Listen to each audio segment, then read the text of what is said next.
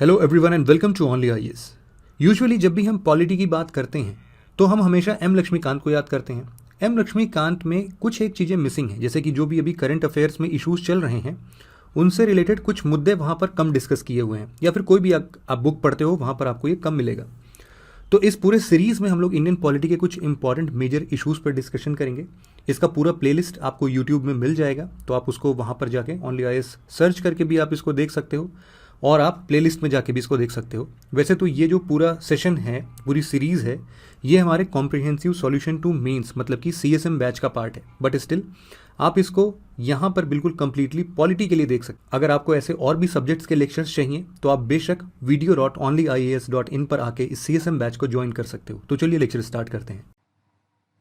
Guys, welcome to Only IAS and today our point of discussion will be criminalization of politics. तो आपने लोकसभा के election conduct होने के बाद एक न्यूज फ्लैश होती हुई देखी होगी, जहां पर यह लिखा आ रहा था approximately 43% of the new Lok Sabha MPs have a criminal record, और उनमें से अप्रोक्सीमेटली 26 से 29% एमपीज के ऊपर हीनियस क्राइम के चार्जेस लगे हैं, मतलब रेप, मर्डर, या आप कह सकते हैं जिसमें 5 या 7 साल से ऊपर की सजा होती है। सो इस कॉन्टेक्स्ट में काफी पीआईएल सुप्रीम कोर्ट में गई थी और सुप्रीम कोर्ट ने एक बहुत ही इंपॉर्टेंट जजमेंट दिया है, जिसमें सुप्रीम कोर्ट ने यह कहा कि अगर कोई भी पार्टी एक क्रिमिनल को या जिसके ऊपर क्रिमिनल के चार्जेस लगे हुए हैं उसको टिकट देती है, मेनली जिसके ऊपर क्रिमिनल के चार्जेस लगे हुए हैं, बिकॉज जो भी कन्विक्ट हो जाता है उसको तो हमारे यहाँ पर इलेक्शन लड़ना ही अलाउड नहीं है। तो इन शॉर्ट, जिनके ऊपर क्रिमिनल के चार्जेस लगे हुए हैं उनको अगर टिकट देती है तो आपको अपनी वेबसाइट पे और इवन न्यूज़पेपर में और अपनी पॉलिटिकल पार्टी की जो सोशल मीडिया साइट्स हैं वहां पर आपको इनकी फोटो और इनका जो भी क्रिमिनल रिकॉर्ड है वो फ्लैश करना पड़ेगा। फाइन, ये सुप्रीम कोर्ट की जजमेंट थी। और अगर आप देखें पास्ट में 2014 से लेके 2019 तक, आप देखिए जो क्रिमिनल हैं एमपी हमारे लोकसभा में, या आप कह सकते हैं इवन लेजिस्लेटिव असेंबली में, सिर्फ और सिर्फ बढ़े ही हैं। इस ट्रेंड को देखते हुए सुप्रीम कोर्ट ने एक कमेंट की थी जिसे आप आंसर में यूज कर सकते हैं, एक्सट्रीमली डिजास्टरस एंड लेमेंटेबल सिचुएशन। और साथ ही साथ सुप्रीम कोर्ट ने ये जो लगातार इंक्रीजिंग ट्रेंड है क्रिमिनल्स का हमारी पॉलिटिक्स में, उसको देख के काफी चिंता भी व्यक्त की थी। सो इस कॉन्टेक्स्ट में चलिए हम समझते हैं क्रिमिनलाइजेशन ऑफ पॉलिटिक्स क्या होती है। वैसे ये जो जजमेंट आई है, ये मैंने अभी आपको हाफ जजमेंट बताई है, इसके ऊपर एंड में फिर से चर्चा करूंगा, ठीक है। सो क्रिमिनलाइजेशन ऑफ पॉलिटिक्स का मतलब आप 2 स्टेजेस में समझ सकते हैं। देखिए, आप सभी जानते हैं कि everything is fair in love, war and election. अगर इलेक्शन जीतना है तो आपको गुंडों की जरूरत पड़ती है। क्यों? बिकॉज पहली बात तो वो जनता को धमकाते हैं कि भाई आप इनको वोट डालें, और दूसरी चीज आती है कि वो उनको इवन पॉलिटिकल फंडिंग मतलब पैसे भी देते हैं, जिससे वो लोग वोट्स को खरीद सके, अपने जो भी प्रचार है वो कर सके। तो ये जो फर्स्ट स्टेज होती है इसे कहा जाता है पॉलिटिसाइजेशन ऑफ क्रिमिनल्स। मतलब जो पॉलिटिशियंस होते हैं, हमारे नेता होते हैं, वो क्रिमिनल्स का यूज कर रहे हैं इलेक्शन को जीतने के लिए। इस स्टेज में कुछ खास प्रॉब्लम नहीं होती है। क्यों?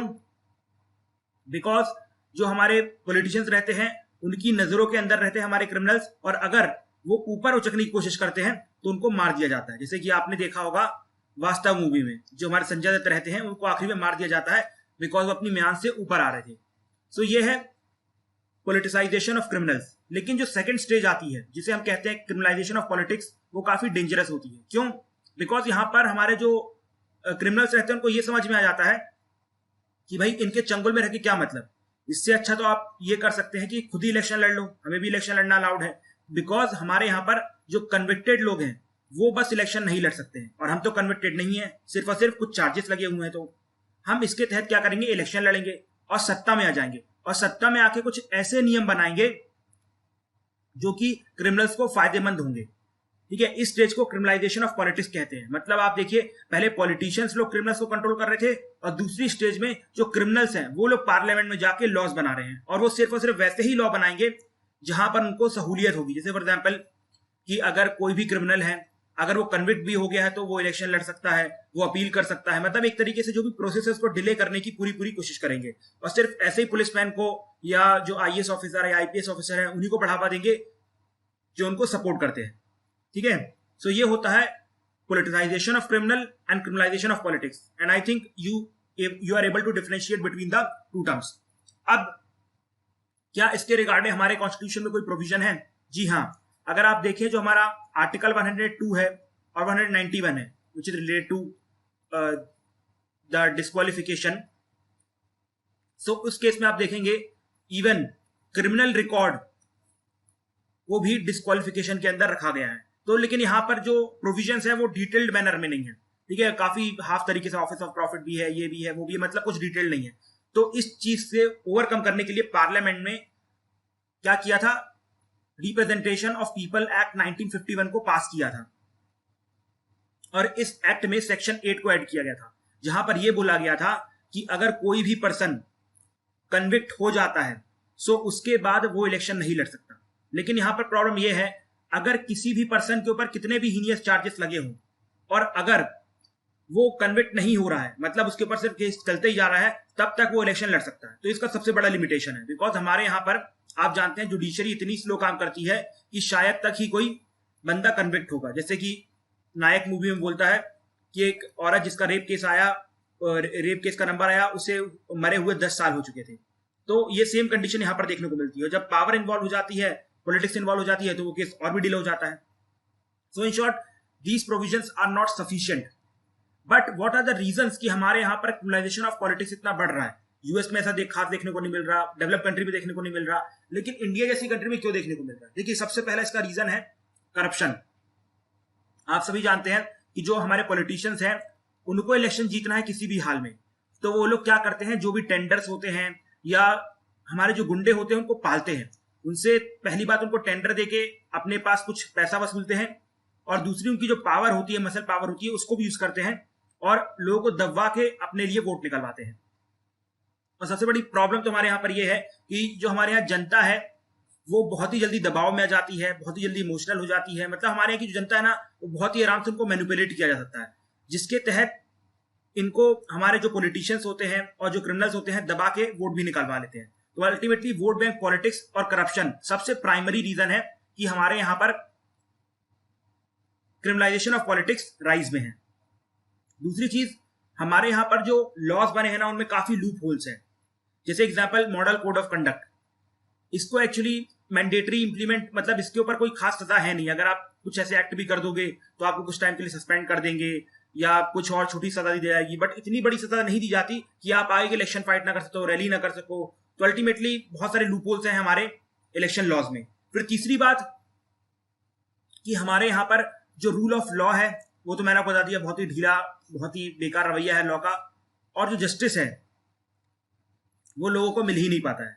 अगर मैं आपको एक डेटा बताना चाहूंगा कि अगर मान लीजिए 100 लोग साल में क्रिमिनल्स के केसेस के अंदर आते हैं, मतलब मान लीजिए कोई पॉलिटिशियन है, मान लीजिए 100 पॉलिटिशियन के ऊपर क्रिमिनल के केसेस लगे, तो उनमें से मुश्किल से सिर्फ और सिर्फ 6 लोगों को कन्विक्ट किया जाता है। मतलब इन शॉर्ट 6% का कन्विक्शन रेट है अंडर दिस लॉ। फाइन। सो आप देख सकते हैं कि भाई जब ऑलरेडी यहाँ जो हमारे पॉलिटिशियन है करप्शन के लिए, वोट बैंक पॉलिटिक्स के लिए, एक तरफ हमारे जो क्रिमिनल्स उनको सपोर्ट कर रहे हैं, हमारे जो लॉस हैं बिल्कुल ढीले ढाले हैं, जैसे मॉडल कोड ऑफ कंडक्ट, और इवन जुडिशरी भी यहाँ पर अच्छे से काम नहीं कर पाती है, उनको कन्विक्ट नहीं कर पाती है। सो अल्टीमेटली आप बताइए जनता जाएगी कहाँ? जाएगी कहाँ पर? पॉलिटिशियंस के पास। और पॉलिटिशियन कहाँ भेजेंगे? गुंडों के पास। तो अल्टीमेटली जो गुंडा राज है वो परपेचुअली बढ़ता रहता है। ठीक है। अब जैसे इसमें हमारे जो कंप्लीट आरपी है उसमें एक प्रॉब्लम ये भी है कि जो बंदा अगर मान लीजिए कन्विक्ट भी हो गया, अगर मान लो कोई गुंडा है, वो भले पहले कुछ मान लीजिए चीफ मिनिस्टर भी रहा हो, अगर बाद में वो कन्विक्ट भी हो गया, उसके बाद भी वो अपनी पार्टी का प्रेसिडेंट रहता है, जिसकी वजह से क्या होता है, उससे प्रॉब्लम ये होती है कि अभी भी वो गुंडों लोगों को ही परपेचुएट करता है, उनको ही आगे बढ़ाता है कि बोलता है कि भाई तुम ही इलेक्शन लड़ो, और सेम पॉलिटिक्स को, सेम पॉलिसी को अपनाता है। तो भाई क्या फर्क पड़ता है वो सीएम है या नहीं है? अल्टीमेटली जो पावर है, जो किंग मेकर है, वो तो वही गुंडा ही है। सो इस चीज के ऊपर भी इवन हमारे लॉ को, पार्लियामेंट को, सुप्रीम कोर्ट को कुछ करना चाहिए। तो ये 4 मेजर रीजन है जिसकी वजह से आप देखिए हमारे यहाँ पर क्रिमिनलाइजेशन ऑफ पॉलिटिक्स बंद ही नहीं हो रहा। एक तो करप्शन, वोट बैंक पॉलिटिक्स, दूसरा हमारे यहाँ लॉ बहुत ही बेकार है, जुडिशरी सिस्टम जो है वो बहुत ही घटिया है, और अगर मान लो कोई कन्विक्ट हो भी जाता है उसके बाद भी अपनी पार्टी का प्रेसिडेंट रहता है और बार बार अपने वही बकवास के जो नेता रहते हैं उन्हीं को आगे प्रोपोगेट करता है। अब इसके बुरे इंपैक्ट क्या होते हैं? देखिए, सबसे बुरा इंपैक्ट तो ये होता है कि जो लॉ ब्रेकर्स रहते हैं वो लॉ मेकर्स बन जाते हैं। अब आप ये सोचिए, जब लॉ ब्रेकर्स ही लॉ मेकर बनेंगे तो वो कुछ ऐसे ही लॉ बनाएंगे जिससे कि उनका कन्विक्शन कम से कम हो। एग्जाम्पल के तौर में आपको बताना चाहूंगा कि शुरू शुरू में क्या था कि जब हमारे पास ये कन्विक्शन के लॉज बन रहे थे, उस टाइम पे ये एक लॉ हुआ करता था कि अगर कोई भी बंदा कन्विक्ट हो गया तो उसको अप्रोक्सीमेटली अपील फाइल करने का मौका दिया जाएगा हायर कोर्ट में। इसके बाद उसको तुरंत डिस्क्वालीफाई नहीं किया जाएगा मिनिस्टर की पोस्ट से। तो आप देखिए इस तरीके के लॉ हमारी पार्लियामेंट बना रही थी। वेयर सुप्रीम कोर्ट ने लिली थॉमस केस में, अभी I will recheck it, I think it lily Thomas case, yes it was lily Thomas case. In lily Thomas case supreme court ने साफ साफ ये कहा कि भाई ये जो अमेंडमेंट की गई है हमारे इलेक्शन लॉज में, वो आप कह सकते हैं इनवैलिड है या इलीगल है या अनकॉन्स्टिट्यूशनल है। ठीक है, क्यों? जस्ट बिकॉज कि भाई जब बंदा ऑलरेडी कन्विक्ट हो चुका तो आप उसको कैसे दोबारा मिनिस्टर बना सकते हैं, कैसे लोग इसके ऊपर ट्रस्ट करेंगे? तो आप देखिए यहां पर हमारे जो लॉ मेकर्स थे वो लोग किस तरह के लॉ बना रहे थे जिससे कि जो कन्विक्टेड पर्सन है वो आगे भी एज अ मिनिस्टर कंटिन्यू कर सके। तो ये सबसे बेस्ट एग्जांपल है, ये जो लॉ है ना, ये सबसे बेस्ट एग्जांपल है कि किस तरीके से जो लॉ ब्रेकर अगर लॉ मेकर बनेंगे तो किस टाइप के लॉ प्रोवाइड होंगे। मतलब अल्टीमेटली कन्विक्ट होने के बाद भी आप पावर में रहने वाले हो। फिर दूसरी चीज, अगर आप इस तरह के लॉ बनाओगे तो हो सकता है कि कन्विक्शन से शायद तक बच जाओ, बट फिर भी जब आपके ऊपर ये चार्जेस लगते हैं, आपके ऊपर ये केसेस चलते हैं, उस टाइम पे अपनी अपनी पॉलिटिकल इन्फ्लुएंस को यूज करेंगे। मान लीजिए आप नेता हैं तो बार बार पॉलिटिकल इन्फ्लुएंस को यूज करेंगे, जो केसेस उसको डिले करवाने की कोशिश करेंगे, या जो नेता है उसको धमकी देने की कोशिश करेंगे, जो जुडिशरी है उसको धमकी देने की कोशिश करेंगे, और अल्टीमेटली जो पूरी प्रोसेस उसको स्लो करवा देंगे। तो आपके मरने तक आप कभी भी कन्वर्ट नहीं होंगे। तो इससे क्या होगा, लोगों का जो फेथ है जुडिशरी की मशीनरी के ऊपर वो सब कम होगा। तो अल्टीमेटली लोगों को कहां जाना पड़ेगा? लोगों को जाना पड़ेगा गुंडों के पास कि भैया हमारी जो भी प्रॉब्लम है उसको सॉल्व कर दो। आपने देखा होगा बहुत पहले बिहार में, इवन अभी भी होता है, इवन हमारे महाराष्ट्र मतलब मुंबई में हुआ करता था कि अगर कोई भी केस को सॉल्व करना रहता था तो उस टाइम पे मांडवली बादशाह के पास जाना पड़ता था। ठीक है, अदरवाइज केस सॉल्व नहीं हो सकते थे। इसके साथ ही साथ आप देखिए यहाँ पर इन्होंने एक तो रूल खराब बना दिए, जैसे मैंने आपको एक एग्जांपल दिया। इसके बाद आपने जुडिशरी को खराब कर दिया। अब ऑलरेडी हमारी सोसाइटी में क्या है, सोशल डिवीजन है। तो ये जो पॉलिटिशियंस है इन सोशल डिवीजन का भी मिसयूज करते हैं और हमारी सोसाइटी को और ब्रेक करते हैं और जो पावर है उसको सेंट्रलाइज करते हैं। तो ये भी इसका सबसे बड़ा इंपैक्ट हो सकता है कि जो हमारे यहाँ लोकल गवर्नेंस है, डेमोक्रेसी है, वो अच्छे से प्रोपोगेट नहीं हो पाएगी। उसकी दूसरी जगह dictatorship of the criminals establish हो जाएगी। और सबसे लास्ट थिंग कि ये जो क्रिमिनलाइजेशन ऑफ पॉलिटिक्स है ना, वो सेल्फ परपेचुएटिंग है। इसका एग्जांपल मैं ऑलरेडी आपको दे चुका हूं। जब ये लोग आएंगे तो कुछ ऐसे लॉज बनाएंगे, और इवन जो पॉलिटिकल पार्टीज हैं, जब इनको दिखाई देगा कि जब ये क्रिमिनल्स आते हैं तो इनको वोट भी ज्यादा मिलते हैं, ये खुद के भी पैसे यूज करते हैं, तो पॉलिटिकल पार्टीज को यहाँ फायदा हो रहा है। और दूसरी बात, ये लोग खुद यहाँ पावर में आके कुछ ऐसे लॉ बना रहे हैं जिससे कि क्रिमिनल्स ही हमेशा आ गया है। मतलब criminals are giving rights to criminals. ठीक है, समझ में आ रहा है? पॉलिटिकल पार्टीज भी इनको सपोर्ट कर रही हैं। क्यों? बिकॉज इनको ये तो बहुत पैसा मिल रहा है। दूसरी बात, ये लोग इलेक्शन भी जीत रहे हैं। और यहाँ पर जब ये लोग पार्लियामेंट में आ रहे हैं तो वो लोग ऐसे लॉ बना रहे हैं जिससे कि जो क्रिमिनल्स है वो कभी कन्विक्ट ही ना हो पाए। तो अल्टीमेटली जो कंप्लीट क्रिमिनलाइजेशन ऑफ पॉलिटिक्स है ना, वो सेल्फ परपेचुएटिंग है। मतलब अपने आप को राइज दे रहा है। ठीक है, बार बार खुद ही पैदा हो रहा है, खुद ही पैदा हो रहा है, खुद ही पैदा हो रहा है। Okay, so this is a very bad trend for our Indian politics. तो अब इसके लिए क्या सुप्रीम कोर्ट और इलेक्शन कमीशन ने कुछ स्टेप्स लिए हैं? जी हाँ, सबसे पहले हम डिस्कस करेंगे कुछ कमीशंस के बारे में जिन्होंने क्रिमिनलाइजेशन ऑफ पॉलिटिक्स के ऊपर कुछ इंपॉर्टेंट जजमेंट्स दी है, जिसमें सबसे पहले आती है संथानम कमिटी 1963 की। इन्होंने ये बोला था कि अगर पॉलिटिकल करप्शन होता है, ये सबसे डेंजरस थिंग है। क्यों सबसे डेंजरस थिंग है? बिकॉज इससे क्रिमिनल्स पॉलिटिक्स में आएंगे और अल्टीमेटली हमारी जो डेमोक्रेसी है वो मोबोक्रेसी बन जाएगी या फिर क्रिमिनोक्रेसी बन जाएगी। ठीक है, तो अल्टीमेटली आपको क्या करना चाहिए? विजिलेंस कमीशन सेटअप करनी चाहिए। इसके बाद आप जानते हैं कि सेंट्रल गवर्नमेंट ने सीवीसी को स्टैब्लिश किया था, बट इससे भी कुछ खास कन्विक्शन देखने को नहीं मिल रहा है। तो ये तो काफी पुरानी रिपोर्ट और पुरानी कमेटी है। बट एक जो इंपॉर्टेंट कमेटी थी वो थी वोहरा कमेटी। वोहरा कमेटी ने क्या किया था? क्रिमिनल्स के बीच में, पॉलिटिशियंस के बीच में और ब्यूरोक्रेट्स के बीच में क्या नेक्सस है इलेक्शन को जीतने का, और उसके बाद जो भी पैसा आता है पब्लिक फंड का मिसयूज करने का, इसके ऊपर एक बड़ी डिटेल रिपोर्ट बताई थी। ठीक है, और इवन उसकी कुछ जो रिपोर्ट है वो लीक भी की गई थी, हाईलाइट भी सामने आए थे। लेकिन आज तक गवर्नमेंट ने 25 साल हो गए, 25 साल हो गए, आज तक गवर्नमेंट ने वोहरा साहब की रिपोर्ट रिलीज नहीं की। बिकॉज वहां पर ऐसे तथ्य लिखे हैं ना कि आप सुन के चौंक जाओगे। ठीक है, और इवन आपको पता है अशोक मेहता कमेटी रिपोर्ट है, उसने भी कुछ ऐसी बातें लिखी थी कि उसकी जो आधी रिपोर्ट थी वो तो एक तरीके से बाहर ही नहीं आई। ठीक है, तो गवर्नमेंट ये करती है कि जब कोई कमेटी ना अच्छी बातें बोल देती है तो उसको तुरंत मना कर देती है। जैसे एग्जांपल के तौर पे आपने मुखर्जी कमेटी का नाम सुना है? मुखर्जी कमेटी, ये जस्टिस मुखर्जी थे, सुप्रीम कोर्ट के जज थे। जो हमारे सुभाष चंद्र बोस है उनके ऊपर एक कमेटी बैठी हुई थी कि क्या उनकी डेथ प्लेन क्रैश में हुई थी कि नहीं हुई थी। ठीक है, तो इस मुखर्जी कमेटी ने प्लेन क्रैश वाली बात को मना कर दिया था, मतलब बोला था उनकी डेथ प्लेन क्रैश में बिल्कुल भी नहीं हुई थी, बट फिर भी हमारी जो गवर्नमेंट है उसने रिजेक्ट कर दिया था। तो सोचिए, ऑलरेडी एक जस्टिस बोल चुके हैं। If you want you can read in internet. इसके बाद एक इंपॉर्टेंट कमेटी थी, पदनम्बिया कमेटी ऑन पुलिस रिफॉर्म। वैसे तो ये पुलिस रिफॉर्म के ऊपर है, बट फिर भी you can related to criminalisation of politics. यहां पर इन्होंने ये बताया था कि पुलिस का जो पोलिटिसाइजेशन होने का रीजन है और जो क्रिमिनलाइजेशन होने का रीजन है वो एक ही है, दैट इज करप्शन। देखिए, अब जो हमारे पॉलिटिशियंस है, जब वो पुलिस को अपने हिसाब से तोड़ते मोड़ते हैं तो उसको कहा जाता है पोलिटिसाइजेशन ऑफ पुलिस। और ये क्यों करते हैं वो लोग? करप्शन के लिए। बिकॉज जो भी डिसीजंस आए और मतलब उनके खिलाफ जो भी केसेस हैं वो सब आगे ना बढ़े, तो इसलिए लोग क्या करते हैं, इनको पैसे देते हैं, मतलब करप्शन करते हैं। उसी प्रकार से जो क्रिमिनल्स हैं वो अपने केसेस को इनके ऊपर मतलब पुलिस को अपने हिसाब से यूज करे, तो वो लोग भी क्या करते हैं, इनको बहुत सारे पैसे देते हैं क्रिमिनल्स को। जैसे आपने देखा होगा कि मिर्जापुर 2 में जो हमारे इतने बड़े ऑफिसर रहते हैं वो बार बार क्रिमिनल के घर जाते हैं, उनसे थोड़ा खाना लेते हैं, पैसे लेते हैं और काम करते रहते हैं। उसी को क्रिमिनलाइजेशन ऑफ पुलिस कहा जाता है। ये क्रिमिनल्स क्या करते हैं, पैसा देके पुलिस को अपने जेब के अंदर रखते हैं और उनके खिलाफ कोई भी अगर सबूत मिलता है या कुछ भी होता है तो उसको हटा देते हैं। ठीक है, तो इसको भी ध्यान रखिएगा। अब इसके बाद हम ये देखते हैं कि सुप्रीम कोर्ट ने कंप्लीट इस चीज के लिए क्या काम किया। इसके बाद हम इलेक्शन कमीशन के जो भी एफर्ट्स हैं उनको देखेंगे। देखिए, सुप्रीम कोर्ट ने 1997 में बहुत ही अच्छा स्टेप लिया था, जहां पर उन्होंने ये बोला था कि अगर कोई भी बंदा कन्विक्टेड हो जाता है तो उसके बाद वो इलेक्शन नहीं लड़ सकता है। ठीक है, मेनली अगर प्रिवेंशन ऑफ करप्शन एक्ट 1988 के अंदर कन्विक्ट होता है। लेकिन आप सभी जानते हैं सेंट्रल गवर्नमेंट ने इसको पलटने के लिए क्या किया था, एक अमेंडमेंट पास की थी। और अमेंडमेंट क्या थी कि नहीं, इसके ऊपर जो अपील है वो अलाउ की जाएगी। देखिए, यहाँ पर एक्चुअली केस ये था कि दैट मीन्स अगर कोई डिस्ट्रिक्ट कोर्ट है, अगर उसने भी कन्विक्ट कर दिया किसी भी एमएलए या एमपी को, तो तुरंत वो लोग डिस्क्वालीफाई हो जाएंगे और ना ही मिनिस्टर भी नहीं बन पाएंगे और आगे इलेक्शन भी नहीं लड़ पाएंगे। तो अब यहाँ पर गवर्नमेंट ने क्या किया था, इसमें अमेंडमेंट लाई थी, ये बोला था कि यहाँ पर इनको एक्चुअली जो मिनिस्टर की पोस्ट है वो अप्रोक्सीमेटली 6 महीने तक अलाउ की जाएगी और साथ ही साथ ये लोग आगे अपील भी कर सकते हैं।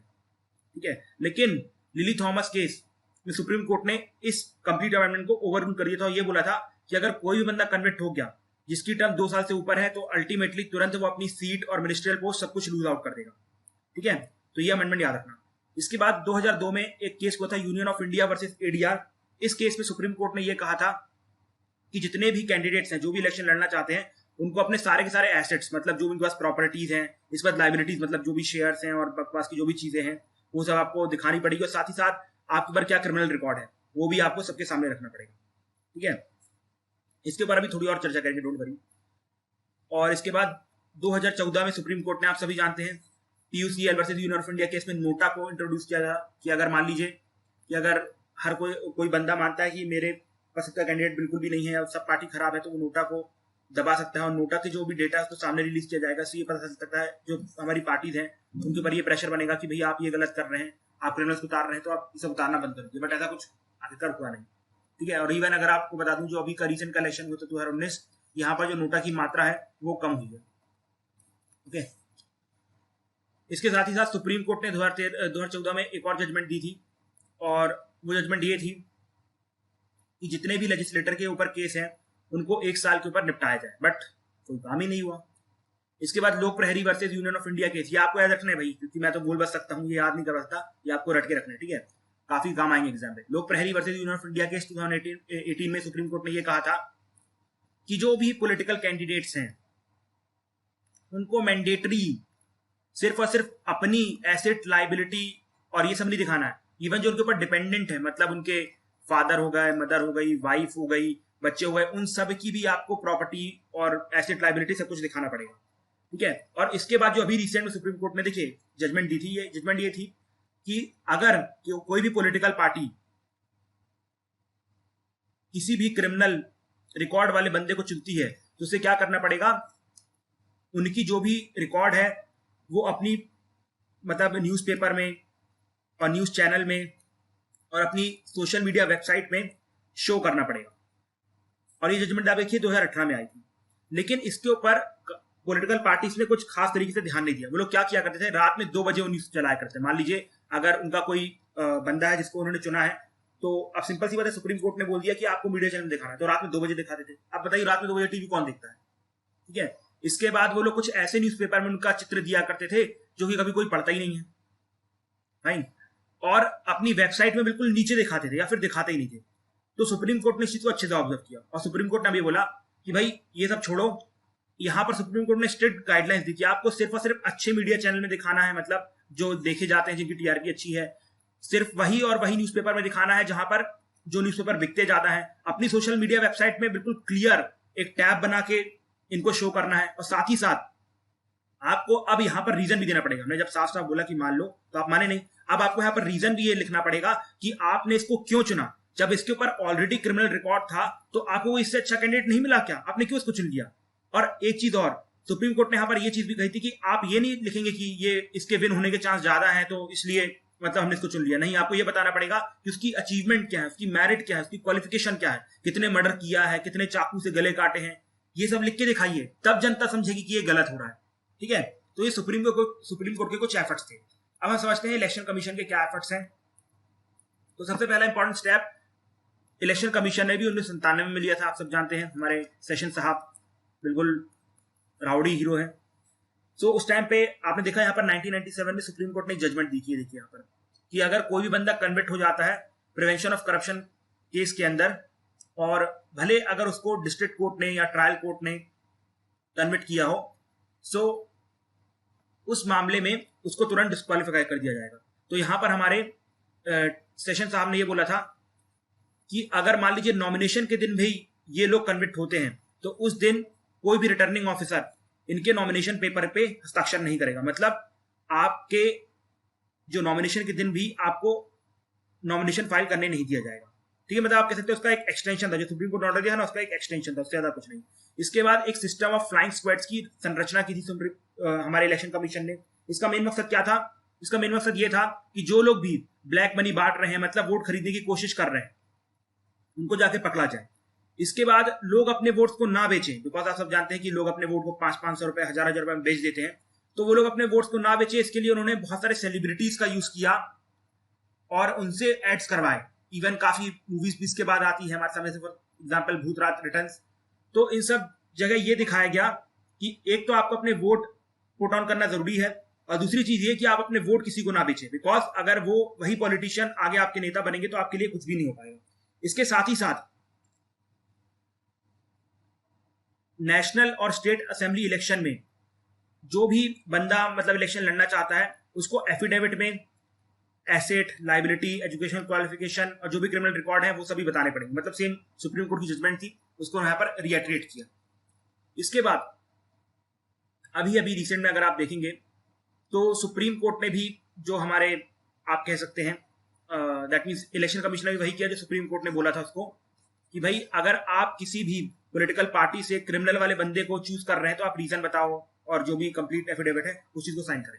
लेकिन देखिए इलेक्शन कमीशन ना ये क्रिमिनलाइजेशन ऑफ पॉलिटिक्स को अच्छे से रोकने में कामयाब नहीं हो पा रहा। उसके बाद बहुत सारे रीजन है। सबसे पहला रीजन तो ये है कि आप देखिए मेन क्या है, एफिडेविट, कि जो हमारे पॉलिटिशियंस लोग रहते हैं, आप सभी का एफिडेविट ना सबके सामने आ जाता है। ठीक है, जैसे मान लीजिए अगर कोई भी पॉलिटिकल पार्टी है, ऑपोजिशन जो पार्टी है, उसके सामने मान लीजिए कोई भी इशू नहीं है, तो लोग क्या करते हैं, अपने सामने वाले कैंडिडेट के एफिडेविट को चेक करते हैं, और अगर कोई भी क्रिमिनल रिकॉर्ड है उसे बहुत शो करते हैं और अल्टीमेटली उसकी इज्जत गिरा देते हैं। लेकिन पॉलिटिशियंस लोग क्या करते हैं, एफिडेविट में अपनी जो भी इंफॉर्मेशन है रॉन्ग डालते हैं। अब यहां पर अगर आप देखेंगे तो अगर एफिडेविट आपने रॉन्ग डाला हो तो उसके खिलाफ आपको डिस्क्वालीफाई नहीं किया सकता है। तो ये पावर हमारे इलेक्शन कमीशन के पास नहीं है। अगर ये होगी तो आप समझ लीजिए डायरेक्टली सही इंफॉर्मेशन आएगी, सेम पॉलिटिक्स होगी और अल्टीमेटली ये लोग कन्वर्ट हो जाएंगे। ठीक है, मतलब अल्टीमेटली जब आप समझ लीजिए अगर आपको ये पता चले कि आप जिस नेता को वोट डालने जा रहे हैं उसने किसी का मर्डर किया था, क्या आप डालेंगे? नहीं डालेंगे। लेकिन ये लोग क्या करते हैं, ऐसी चीज यहाँ झूठ डाल देते हैं। अब हमारे जो ऑपोजिशन पार्टी वो भी पकड़ नहीं पाती, लेकिन जब आप मर्डर का केस डालोगे तो ऑपोजिशन पार्टी पकड़ के घुमाएगी इसको बार बार, जिससे आपका ही फायदा होने वाला है। तो अगर आप एफिडेविट में गलत इंफॉर्मेशन डालने को क्रिमिनलाइज कर देते हो या इसी को डिस्क्वालिफिकेशन के बराबर मान लेते हो तो यहाँ पर इलेक्शन कमीशन को फायदा होगा, लेकिन ऐसी कोई पावर है नहीं। ठीक है, तो फॉल्स एफिडेविट सबसे बड़ा मेजर रीजन है कि इलेक्शन कमीशन इस चीज को रोक नहीं पा रही है। दूसरी चीज ये आती है कि जो हमारी इलेक्शन कमीशन है उसके पास जो हमारा आरपीए है ना, आरपीए का सेक्शन 8 ऑफ 1951, उसमें ये तो पावर है कि अगर कोई बंदा कन्विक्ट हो गया तो उसको डिस्क्वालीफाई करवा दिया जाए, लेकिन ऐसी कोई भी पावर नहीं है कि अगर उसके ऊपर बहुत ही हीनियस क्राइम, बहुत ही हीनियस चार्जेस लगे हैं, ठीक है, जैसे मान लीजिए, नहीं इसमें एग्जांपल थोड़ा गलत हो जाएगा, एग्जांपल नहीं दे रहा हूं, बस आप इतना समझ लीजिए कि अगर इसके ऊपर हीनियस क्राइम के चार्जेस लगे हैं, उसको भी सुप्रीम कोर्ट कन्विक्ट नहीं कर सकती, मतलब जो हमारी इलेक्शन कमीशन है उसके खिलाफ कोई भी एक्शन नहीं ले सकती है, सिर्फ और जो कन्विक्टेड हो चुका है उसी के खिलाफ मतलब एक्शन लिया जाएगा। लेकिन भाई मान लीजिए जिसके ऊपर 7-7 मर्डर के चार्जेस लगे हैं, 10-10 मर्डर के चार्ज लगे हैं, तो उसके खिलाफ तो कुछ एक्शन लो, लेकिन यहाँ पर कुछ भी नहीं है, बिकॉज वो अभी तक कन्विक्टेड नहीं हुआ है, तो ये सबसे बड़ी प्रॉब्लम है। तो इस बार तीसरी बड़ी प्रॉब्लम ये आती है, अगर मान लीजिए इलेक्शन कमीशन को ये सब पावर दे भी जाए, तो क्या इलेक्शन कमीशन के पास खुद के रिसोर्सेस हैं, क्या खुद का इंफ्रा है कि इलेक्शन कमीशन इसको इंप्लीमेंट कर पाएगा? नहीं। इवन जो इलेक्शन कमीशन है वो तो राज्य सरकार और सेंट्रल गवर्नमेंट के ऊपर डिपेंड करता है अपने इलेक्शन कंडक्ट करवाने के लिए, तो किस तरीके से इलेक्शन कमीशन इन सारी चीजों को हैंडल करेगा? ठीक है, तो ये कुछ मेजर लिमिटेशंस है जिसकी वजह से इलेक्शन कमीशन काम नहीं कर पाता है। अब अंत में क्या रिफॉर्म्स हैं वो हम देख लेते हैं। ये जो रिफॉर्म्स हैं ये इलेक्शन कमीशन, लॉ कमीशन के द्वारा दिए गए हैं, तो आप इनको कोट कर सकते हैं। सबसे पहला इंपॉर्टेंट रिफॉर्म तो ये है कि भाई जो हमारा 1951 का जो आरपीए है, मतलब रिप्रेजेंटेशन ऑफ पीपल एक्ट, उसकी जो अमेंडमेंट पावर अभी किसके पास है? पार्लियामेंट के पास है। और पार्लियामेंट अपने हिसाब से कुछ भी लॉ उसमें कुछ इंप्रूवमेंट करती नहीं है। क्यों नहीं करती है? जस्ट बिकॉज भैया वो लोग पॉलिटिशियन है, वो लोग खुद ही पकड़े जाएंगे। तो इसमें जो अमेंडमेंट करने की पावर है ना, वो आपको इलेक्शन कमीशन को देनी चाहिए। तो इलेक्शन कमीशन जैसे सजेस्ट करेगा तो आपको अमेंडमेंट करनी पड़ेगी, ठीक है। तो सबसे पहली चीज ये की जाए। और अगर आप उसमें सबसे पहली क्या अमेंडमेंट होनी चाहिए? देखिए, सबसे पहली अमेंडमेंट तो ये होनी चाहिए कि अगर आपने रॉन्ग एफिडेविट को फाइल किया तो यू विल बी डिस्क्वालीफाइड। दूसरी चीज ये कि एक अलग से इंडिपेंडेंट बॉडी बनाई जाए इलेक्शन कमीशन के अंदर ही, जो कि इन एफिडेविट को चेक करेगी। मतलब अगर उन्होंने कुछ कोट किया तो बैठ के आराम से देखिए, अच्छा ये पॉइंट क्लियर है, ये पॉइंट क्लियर है, और जहां पर ये गलत होगा तो अल्टीमेटली उसको डिस्क्वालीफाई कर दिया जाएगा। इसके साथ ही साथ अगर किसी के ऊपर भी हीनियस क्राइम के चार्जेस लगे हैं, फॉर एग्जाम्पल मर्डर के, रेप के, और जिसकी सजा 5 साल से या 7 साल से ऊपर हो सकती है, तो उनको इलेक्शन लड़ने का मौका ही ना दिया जाए, ठीक है। इसके बाद अगर कोई भी सिटिंग मेंबर है, उसके ऊपर कोई भी मतलब चार्ज चल रहे हैं, तो उनके केसेस को कन्वर्ट करवाने के लिए, मतलब केस को सॉल्व करवाने के लिए एक स्पेशल कोर्ट होना चाहिए, जो पहले भी है, अभी भी है, ऐसी कोई बात नहीं है। और उसकी जो हियरिंग है डे टू डे होनी चाहिए, जिससे कि जो भी केस है जल्दी से 1 साल के अंदर सॉल्व हो सके। और अंततः ये सारे के सारे जो लॉज है ना, इसको रिट्रोस्पेक्टिव अप्लाई किया जाए। मतलब 2005 में अगर ये लॉ मान लीजिए 2020 में, अगर 21 में लॉ बनता है, 22 में लॉ बनता है, तो ये पीछे के जितने भी पॉलिटिशियन उन सबके ऊपर भी अप्लाई हो, ठीक है। समझ में आया? ये कुछ रिफॉर्म्स हैं जिससे कि हम अपने यहाँ पर जो क्रिमिनल्स की संख्या बढ़ती जा रही है लोकसभा राज्यसभा में, उनको कम कर सकते हैं। सो आई होप आपको इश्यू अच्छे समझ में आया है। अगर कोई डाउट है so you can ask. Till that time, thank you and have a nice day, my dear friends, and we will meet in the next video. Until that time, Jai Hind.